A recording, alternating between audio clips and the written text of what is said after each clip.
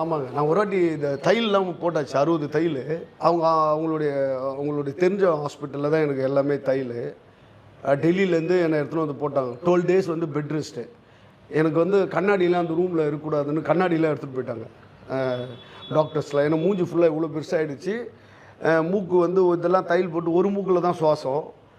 ஒரு கண்ணு தான் தெரியும், இவ்வளோ தான் தெரியும். ஒரு மூக்கு ஒரு கண்ணு தான். வாய் வந்து ஃபுல்லாக தையல் உள்ளெல்லாம் போட்டதுனால ஒரு ஸ்டா போகிற அளவுக்கு மட்டும்தான் கேப்பு, மீதி எல்லாம் கவர் பண்ணி வச்சேன் மூஞ்சை. அதனால் நான் ஸ்டாவில் தான் வந்து எல்லாமே, உணவே எனக்கு ஸ்டா தான். 12 நாள் அதில் தான் எனக்கு உணவு. அதுதான் எனக்கு கொடுப்பாங்க. ஸ்டா வச்சோன்னே நான் உரியணும், அப்படியே பத்துக்கிட்டே தான் இருப்பேன். 12 நாள் கழிச்சு தான் நான் வந்து கண்ணாடியில் போய் என் முகத்தையே பார்த்தேன். அதுக்கு முன்னாடி சொல்கிறேன், நான் அப்படியே படுத்துக்கிட்டே இருந்தால் ஒரு 10 நாள் இருக்கும், 4 நாள் இருக்கும். அதுக்குள்ளே விஜய் சார் ஷூட்டிங் முடிச்சுட்டு வந்துட்டாங்க, என்னை பார்க்க வந்தாங்க. நான் ஒரு முகம் மட்டும்தான் இருக்கேன்.